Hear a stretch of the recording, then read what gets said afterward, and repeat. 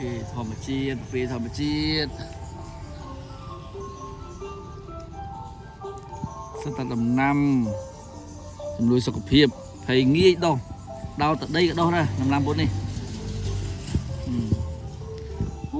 nè sắp phê thòm chiết lò ba con ok nè bên là ba khơi một con chun nè ba chun ba nè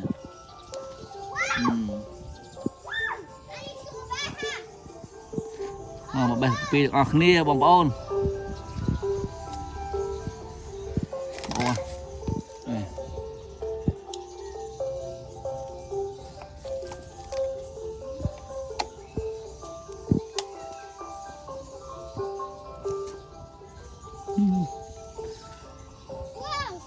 ba con bé con